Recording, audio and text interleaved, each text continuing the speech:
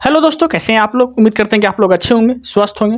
आज का टॉपिक जो है वो हम क्या पढ़ने वाले हैं तो लूसेंट का पिंक बॉक्स सीरीज हम स्टार्ट किए हैं। ये जो है लेक्चर नंबर 9 है। अगर आप लोग 1 से लेकर 8 तक लेक्चर नहीं देखे हैं तो जाके देख लीजिएगा, काफ़ी इंपॉर्टेंट क्वेश्चन उसमें हम कराए हैं। ओके, इसमें हम पहला क्वेश्चन जानेंगे। पहला टॉपिक जो है ये है शिवाजी के सुरक्षा के लिए नियुक्त किए गए अधिकारी।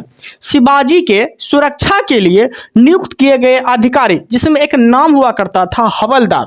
क्या नाम हुआ करता था? हवलदार का काम क्या हुआ करता था तो किले की आंतरिक व्यवस्था की देखरेख करना। किले की आंतरिक व्यवस्था की देखरेख करने का जो काम हुआ करता था ये हवलदार का काम हुआ करता था। ओके, जो शिवाजी द्वारा नियुक्त किए गए थे। ओके, अब देखते हैं आगे क्या है तो सरे नौबत। क्या है? सरे नौबत का क्या काम हुआ करता था तो किले के सेना का नेतृत्व ये करते थे। किले के सेना का नेतृत्व करने का काम कौन करता था तो सरे नौबत। ओके, यहां तक कोई दिक्कत नहीं है। अब देखिए सबनिस एक हुआ करता था पद सबनिस का क्या काम हुआ करता था तो इसका काम हुआ करता था किले की अर्थव्यवस्था, पत्र व्यवहार, भंडार की देखरेख करना। किले की अर्थव्यवस्था, पत्र व्यवहार, भंडार की देखरेख करने का जो काम हुआ करता था वह होता था सबनिस का काम। ओके देन, यहां तक कोई दिक्कत नहीं है। अब देखते हैं आगे। नोट में देखिए क्या लिखे हैं हम। साहू एवं ताराबाई के बीच एक युद्ध हुआ था। वह युद्ध कब हुआ था तो 1707 ईस्वी में जो है यह युद्ध हुआ था। और यह युद्ध का नाम क्या था तो खेरा का युद्ध जो है 1707 ईस्वी में साहू एवं ताराबाई के बीच हुआ था। ठीक है, तो ये चीज आपको याद रखना है, जिसमें कि साहू जो थे वो विजय रहे थे। साहू क्या रहे थे तो विजय रहे थे। ओके, तो ये चीज आपको याद रखना है। साहू विजय रहे थे और युद्ध का क्या नाम था तो खेरा का युद्ध 1707 ईस्वी में हुआ था। इसमें पूछ लेता है पाल खेरा का युद्ध ये कब हुआ था तो याद रखिएगा 1728 में हुआ था। ओके, यहां तक कोई दिक्कत नहीं है। अब देखते हैं आगे। अंग्रेज एवं मराठों के संघर्ष के अंतर्गत, ठीक है, अंग्रेज एवं मराठों के संघर्ष के अंतर्गत प्रमुख संधि हुए थे। ठीक है, तो अंग्रेज और मराठों के बीच जो संघर्ष हुआ था उसके बीच प्रमुख संधि का नाम दिया गया है। वो कौन कौन संधि हुआ था वो हम देखने वाले हैं इस वीडियो में। जैसे कि वर्णा की संधि जो हुआ था ये कब हुआ था तो यह हुआ था 1731 ईस्वी में। 1731 ईस्वी में जो है वर्णा की संधि हुआ था।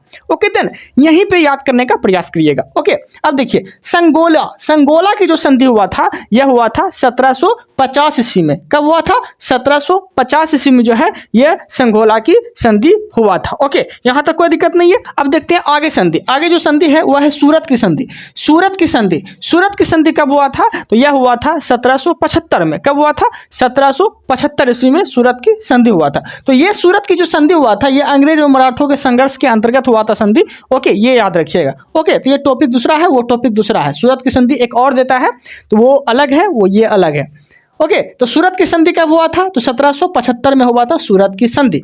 ओके, पुरंदर की संधि कब हुआ था तो पुरंदर की संधि हुआ था 1776 में। कब हुआ था 1776 में पुरंदर की संधि हुआ था। एक और पुरंदर की संधि हुआ था वो अलग है, वो हुआ था 1665 में। ओके, तो वो पुरंदर की संधि अलग है, ये पुरंदर की संधि अलग है। ओके, तो ये जो पुरंदर की संधि हुआ था ये हुआ था अंग्रेज और मराठों के बीच जो संघर्ष हुआ था उसके बीच हुआ था। तो पुरंदर की संधि ये कब हुआ था तो यह हुआ था 1776 में। ओके, बरगांव, अब देखते हैं बरगांव की जो संधि हुआ था ये बरगांव की संधि कब किया गया था तो यह किया गया था 1779 में। 1779 में किसकी संधि हुई थी तो बरगांव की संधि हुई थी। ओके देन, आगे सलवाई की संधि कब हुआ था तो यह हुआ था 1782 में। 1782 में क्या हुआ था तो सलवाई की संधि हुआ था। कब हुआ था सलवाई की संधि 1782 ईस्वी में हुआ था। ओके, वेसिन की संधि कब हुआ था तो वेसिन की जो संधि हुआ था यह हुआ था 1802 ईस्वी में। 1802 ईस्वी में जो है वेसिन की संधि हुआ था। ओके, यहां तक कोई दिक्कत नहीं है। अब देखते हैं आगे। देवगांव की जो संधि हुआ था, देवगांव की संधि कब हुआ था तो देवगांव की संधि हुआ था 1803 ईस्वी में। 1803 ईस्वी में यहां से हम थोड़ा सा रिकॉल कर देते हैं। ओके, वर्णा की संधि 1831, वर्णा की संधि 1831, संगोला की संधि 1750, सूरत की संधि 1775, पुरंदर की संधि 1776, वर्णाओं की संधि बरगांव की संधि 1779, सलवाई की संधि 1782, बेसिन की संधि 1802, देवगांव की संधि 1803। अब जो हम देखने वाले हैं आगे देखते हैं, सुरजी अर्जुन गांव की संधि, ठीक है, सुरजी अर्जुन गांव की संधि, ठीक है, सुरजी अर्जुन गांव की जो संधि हुआ था ये कब हुआ था? 1803 में। तो सुरजी अर्जुन गांव की संधि और देवगांव की संधि, ठीक है, सुरजी अर्जुन गांव की संधि और देवगांव की संधि दोनों 1803 में ही हुआ था। ओके देन, यहां तक कोई दिक्कत नहीं है। आगे देखते हैं, आगे है राजापुर घाट संधि। राजापुर घाट संधि, राजापुर घाट संधि कब हुआ था? तो यह हुआ था 1803 में। राजापुर घाट संधि 1803 ईस्वी में हुआ था। ओके, अब देखते हैं आगे, नागपुर की संधि। नागपुर की संधि कब हुआ था? तो 1816 में हुआ था। नागपुर की संधि 1816, नागपुर की संधि 1816। राजापुर घाट की संधि 1804, राजापुर घाट की संधि 1804, नागपुर की संधि 1816। ओके, ग्वालियर की संधि, ग्वालियर की जो संधि हुआ था ये कब हुआ था? तो ग्वालियर की संधि जो हुआ था यह हुआ था 1817 में। 1817 में ग्वालियर की संधि, 1817 में ग्वालियर की संधि हुआ था। पूना की संधि कब हुआ था? तो पूना की संधि जो है 1817 में ही हुआ था। तो पूना की संधि, ग्वालियर की संधि, पूना की संधि, ग्वालियर की संधि, पूना की संधि, ग्वालियर की संधि 1817, 1817। ओके, यहां तक कोई दिक्कत नहीं है। आगे मंदसौर की संधि, मंदसौर की संधि कब हुआ था? तो 1818, मंदसौर की संधि 1818, ग्वालियर की संधि 1817, पूना की संधि 1817, ठीक है, मंदसौर की संधि 1818। तो यहां तक कोई प्रॉब्लम नहीं होना चाहिए आप लोग को। अब देखते हैं हम लोग आगे। ओके, अब हम क्या देखने वाले हैं? तो अब हम देखने वाले हैं, देखिए, सिंधिया एवं ग्वालियर, मतलब कहने का अर्थ ये हो गया कि ये शासक के बारे में हम जानेंगे कि सिंधिया जो थे ये कहाँ के शासक थे। तो क्वेश्चन पूछता है कि सिंधिया जो थे ये ग्वालियर के शासक थे। कहाँ के थे? ग्वालियर के शासक थे।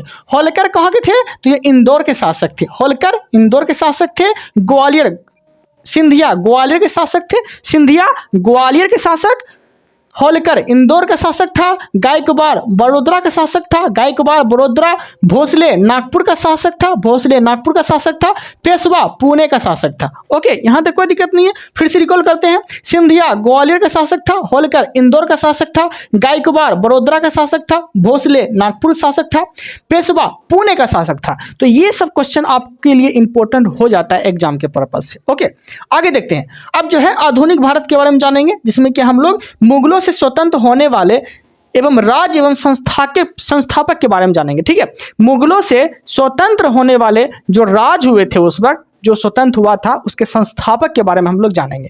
जैसे कि अवध के संस्थापक किसे बोले जाते हैं? तो शहादत खां। अवध के संस्थापक शहादत खां। हैदराबाद के संस्थापक चिंगलिज खां एवं निजाम उल मुल्क एवं आसफ खां। ये तीनों देगा तो आप लगा सकते हैं, जो भी प्राथमिकता दे। ठीक है, तो चिंगलिज खां, निजाम उल मुल्क, आसफ खां। चिंगलिज खां, निजाम उल मुल्क, आसफ खां, ये तीनों थे हैदराबाद के संस्थापक। ओके देन, आगे देखते हैं। रुहेलखंड के संस्थापक कौन है?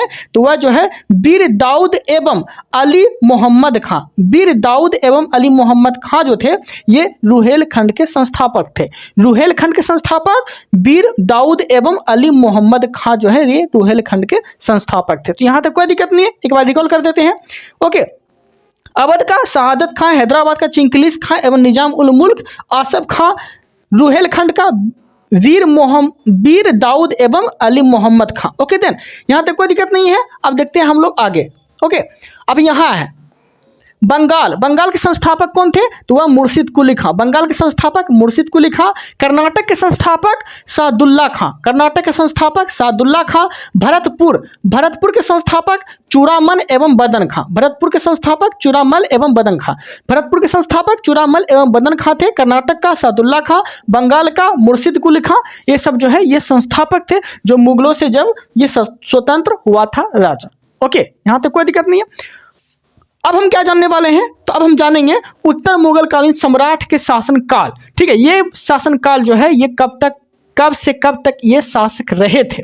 ओके, जैसे कि बहादुर शाह प्रथम के बारे में बोलेंगे तो यह जो है इसका शासनकाल 1707 से 1712 ईस्वी तक रहा था। ठीक है। 1707 से 1712 बहादुर शाह का शासनकाल रहा था। बहादुर शाह को मुअज्जम भी कहा जाता है, साहिब खबर भी कहा जाता है, तो ये सब चीज आपको याद रखना है। ओके।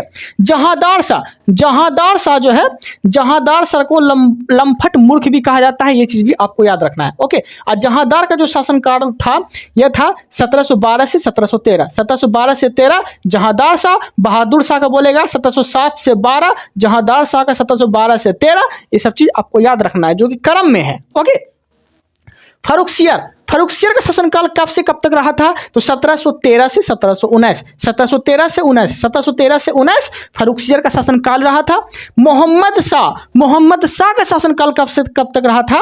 तो वह रहा था 1719 से 48, 1719 से 1748 मोहम्मद शाह का शासनकाल रहा था, 1719 से 1748। मोहम्मद शाह को रंगीला बादशाह भी कहा जाता है, ठीक है। और इसी के समय जो है 1739 ईस्वी में नादिर शाह का आगमन हुआ था, ठीक है। नादिर शाह का आगमन 1739 ईस्वी में हुआ था, किसके शासनकाल में? तो मोहम्मद शाह के शासनकाल में। इसे रंगीला बादशाह भी कहा जाता है।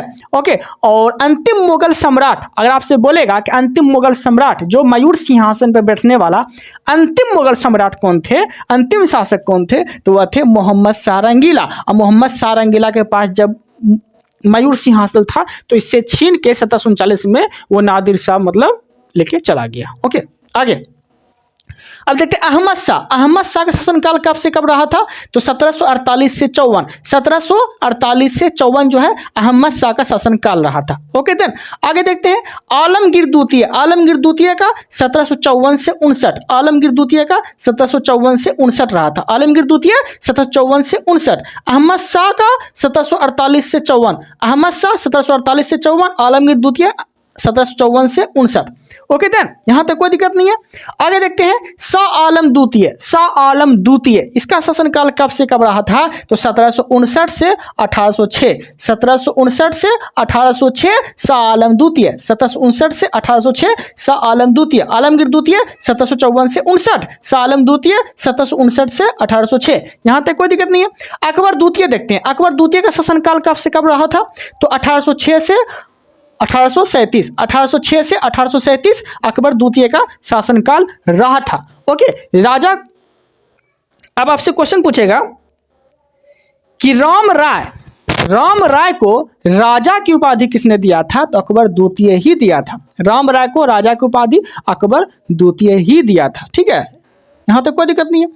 आगे देखते हैं बहादुर शाह जफर, ये जो है बहादुर शाह जफर द्वितीय करिएगा। ओके। बहादुर शाह जफर द्वितीय का शासनकाल बोलेंगे 1837 से 1857, 1837 से 1857 जो है बहादुर शाह जफर द्वितीय का शासनकाल रहा था। ओके। और यह जो है 1857 की क्रांति का जो नेता बोलेगा आपको कि नेता किसे घोषित किया गया था, 1857 के नेतृत्व कार्य कौन रहे थे? तो बहादुर शाह जफर द्वितीय ही कर रहे थे, ठीक है। और इसको जो है बहादुर शाह जफर द्वितीय को फिर बाद में जो है नेता के पद से हटा दिया जाता है। अंग्रेज बोलता है कि तुम नेता बनेगा, नेतागिरी करता है। और इसको जो है इसके दो बेटे मतलब बेटा होते हैं, इसके बेटे इसका जो होते हैं इसके बेटे होते हैं। ओके। इसके बेटे होते हैं, इसके बेटे को इसके सामने ही अंग्रेज जो है गर्दन ऐसे काट देते हैं। उसके बाद ये डर जाते हैं, इसके बाद डर जाने के बाद जो है इसे रंगून भेज दिया जाता है 1857 क्रांति में, ठीक है। नेतृत्व कौन कर रहे थे? तब बहादुर शाह जफर द्वितीय ही कर रहे थे। ओके। अंग्रेज को इस बात का बुरा लगा और इसके बेटे को मार दिया और इसे रंगून भेज दिया। ओके। यहाँ तक कोई दिक्कत नहीं है। अब देखते हैं हम लोग आगे। तो कंसेप्ट यहाँ तक आप लोग को उम्मीद है कि अच्छे से समझ में आ गया होगा। ओके। अब देखते हैं हम लोग आगे क्या देखने वाले हैं। तो आगे देखेंगे हम लोग यहाँ से, ठीक है। यहाँ से देखेंगे पहले यूरोपीय कंपनी की स्थापना देखेंगे। जैसे कि पुर्तगाली ईस्ट इंडिया कंपनी की स्थापना कब हुआ था? 1498। पुर्तगाली ईस्ट इंडिया कंपनी की स्थापना कब हुआ था? 1498। ये क्या देख रहे हैं? ये देख रहे हैं यूरोपीय कंपनी की स्थापना। पुर्तगाली ईस्ट इंडिया कंपनी की स्थापना 1498। अंग्रेज ईस्ट इंडिया कंपनी की स्थापना 1600 ईस्वी में, जिसे बोलते हैं ब्रिटिश ईस्ट इंडिया, ठीक है। तो ब्रिटिश ईस्ट इंडिया बोले कि अंग्रेज ईस्ट इंडिया कंपनी बोले, दोनों एक ही है। ओके। तो अंग्रेज ईस्ट इंडिया कंपनी की स्थापना 1600 ईस्वी में हुआ था। Okay. Dutch east India company की स्थापना 1602 ईस्वी में हुआ था।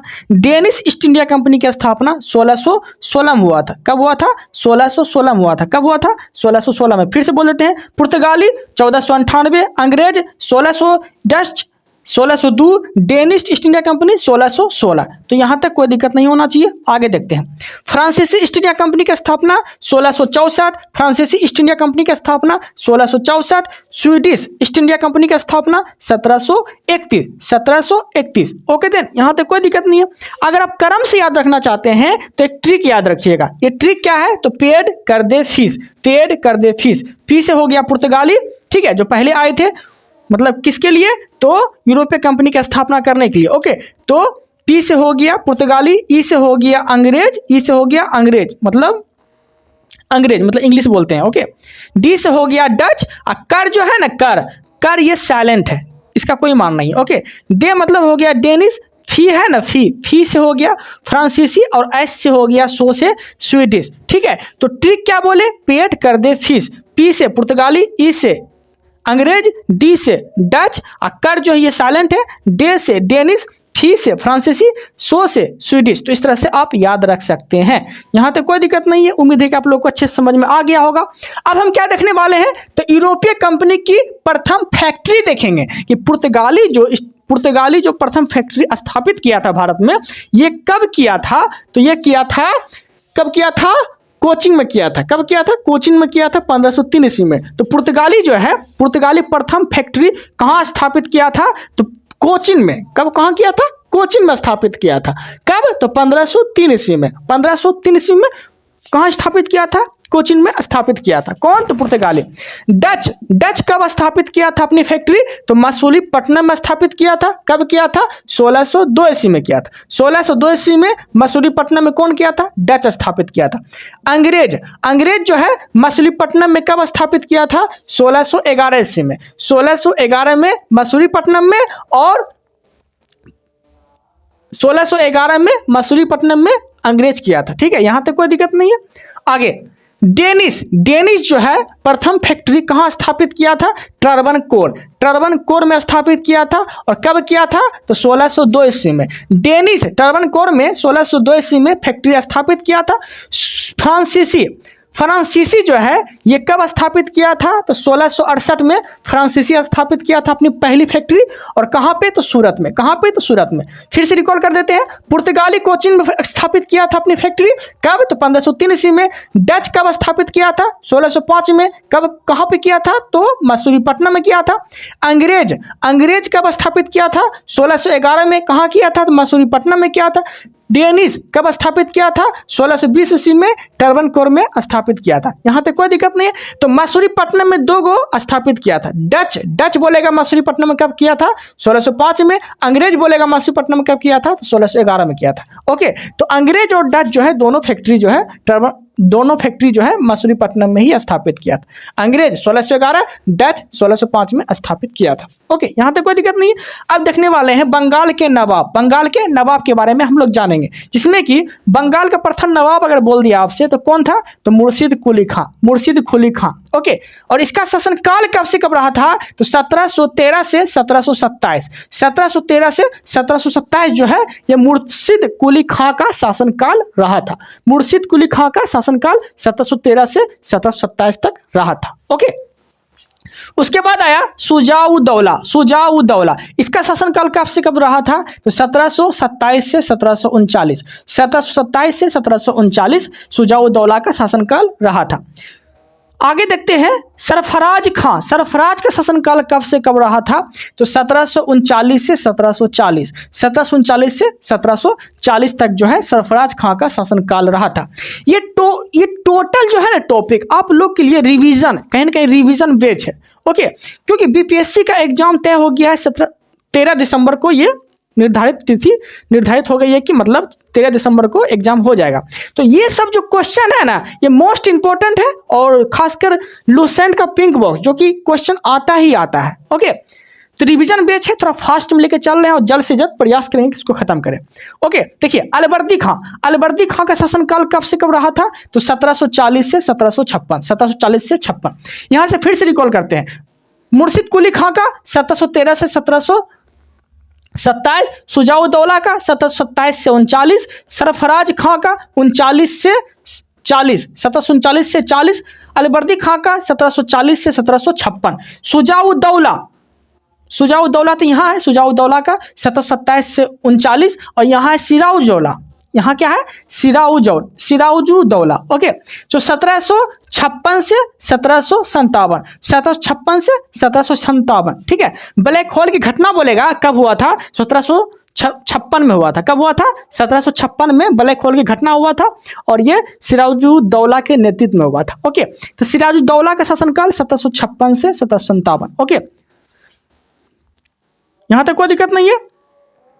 आगे है मीर जाफर का शासनकाल कब से कब रहा था, तो 1757 से 1760 तक मीर जाफर का शासनकाल रहा था। ओके, यहां तक कोई दिक्कत नहीं है। अब देखते हैं आगे, मीर कासिम का शासनकाल कब से कब रहा था, 1760 से 1763, 1760 से 1763 मीर कासिम का शासनकाल रहा था।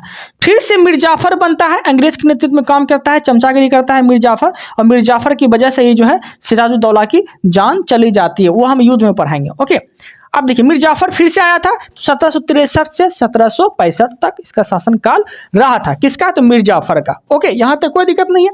अब हम क्या देखने वाले हैं, तो अब हम देखने वाले हैं प्रमुख गवर्नर के कार्यकाल। प्रमुख गवर्नर के कार्यकाल के बारे में हम लोग जानेंगे। इसमें हम लोग थोड़ा सा और टॉपिक देख लेते हैं जो थोड़ा सा बच गया था। ठीक है, देखिए निजामुद्दौला का शासनकाल कब से कब रहा था, तो 1765 से 1766, 1765 से 1766 निजामुद्दौला का शासनकाल रहा था। ओके, सैफुद्दौला का शासनकाल कब से रहा था, कब से कब तक, तो 1766 से 1770, 1766 से 1770 जो है 1766 से 1770 तक जो रहा था, ये सैफुद्दौला का शासनकाल रहा था। उसके बाद जो है मुबारकुद्दौला का शासनकाल आया था, इसका शासनकाल 1770 से 1775 तक इसका मुबारकुद्दौला का शासनकाल रहा था। ओके, अब जो है हम देखने वाले हैं प्रमुख युद्ध एवं गवर्नर जनरल। ठीक है, प्रमुख युद्ध एवं गवर्नर जनरल। ओके, जैसे कि प्रथम आंग्ल मैसूर युद्ध जो हुआ था, ये कब हुआ था, तो 1767 से 69 तक ये चला था। प्रथम आंग्ल मैसूर युद्ध 1767 से 1769, और किसके मतलब उस समय जो है गवर्नर जनरल कौन थे, तो हैरी वेरेलास्ट थे। ओके, गवर्नर जनरल कौन थे, तो हैरी वेरेलास्ट थे। इसी के समय जो है प्रथम आंग्ल मैसूर युद्ध हुआ था। ओके, द्वितीय आंग्ल मैसूर युद्ध जो हुआ था, ये किसके समय में हुआ था, तो ये समय में हुआ था वारेन हास्टिंग के समय हुआ था। द्वितीय आंग्ल मैसूर युद्ध वारेन हास्टिंग के समय हुआ था। ये कब हुआ था, 1780 से 84। दूसरा 1780 से 84, पहला 1767 से 69। पहला हुआ था वेरेलास्ट के समय, दूसरा हुआ था वारेन हास्टिंग के समय, जो कि 1780 से 84 तक चला था। तीसरा आंग्ल मैसूर युद्ध कब हुआ था, 1790 से 92, तीसरा आंग्ल मैसूर युद्ध चला था। और यह जो है किसके समय चला था, तो लॉर्ड कॉर्नवालिस के समय चला था। लॉर्ड कॉर्नवालिस के समय कौन सा युद्ध हुआ था, तीसरा आंग्ल मैसूर युद्ध हुआ था। कब से कब तक, 1790 से 92 ईस्वी तक चला था तीसरा आंग्ल मैसूर युद्ध। ओके, आगे देखते हैं चतुर्थ आंग्ल मैसूर युद्ध, ये कब से कब तक चला था, तो यह जो है 1799 में ही चला था, उसके बाद फिर नहीं चला था। ओके, चतुर्थ आंग्ल मैसूर युद्ध 1799 में चला था, और इस समय गवर्नर जनरल कौन थे, तो लॉर्ड वेलेस्ली थे। ठीक है, तो आपसे क्वेश्चन पूछेगा, प्रथम आंग्ल मैसूर युद्ध के समय गवर्नर जनरल वेरेलास्ट थे, दूसरा आंग्ल मैसूर युद्ध के समय गवर्नर जनरल वारेन हास्टिंग थे, तीसरा आंग्ल मैसूर युद्ध के समय गवर्नर जनरल लॉर्ड कॉर्नवालिस थे, चतुर्थ आंग्ल मैसूर युद्ध के समय गवर्नर जनरल लॉर्ड वेलेस्ली थे। ओके, यहां तक कोई दिक्कत नहीं है। अब देखते हैं हम लोग आगे। ओके, अब देखिए प्रमुख संधि हुआ था। ठीक है, युद्ध होने के बाद प्रमुख संधि होता है ना, युद्ध में हार जीत तो होने के बाद फिर संधि होता है कि ठीक है हम अधीनता स्वीकार करते हैं, या फिर आपसे हार गए, या फिर आप हमसे हार गए, अब हम संधि करते हैं। तो वही जो है प्रमुख संधि हुआ था। ठीक है, प्रमुख संधि हुआ था। प्रमुख संधि क्या हुआ था, तो पहला दूसरा तीसरा तीनों को संधि हुआ था। चतुर्थ संधि में तो ये मारे ही गए थे। ओके, तो महत्वपूर्ण संधि देख लेते हैं। तो आपसे क्वेश्चन कैसे पूछेगा, तो पूछेगा प्रथम आंग्ल मैसूर युद्ध के समय कौन सी संधि हुआ था, तो मद्रास की संधि। दूसरा आंग्ल मैसूर युद्ध के समय कौन सी संधि, तो मंगलौर की संधि। तीसरा आंग्ल मैसूर युद्ध के समय कौन सी संधि, तो श्रीरंगपट्टनम की संधि हुआ था। ओके, तो संधि कभी कभी याद नहीं रहता है, तो इसका ट्रिक बनाया है, क्या याद रखना है, MMS याद रखना है, MMS, ठीक है। वैसे तो MMS का पूरा नाम हो जाता है मल्टीमीडिया मैसेज सेंड, लेकिन आपको यहाँ MMS का पूरा नाम रखना है, M से मद्रास, मो से मंगल, सो से श्रीरंगपट्टनम, ऐसे याद रखना है।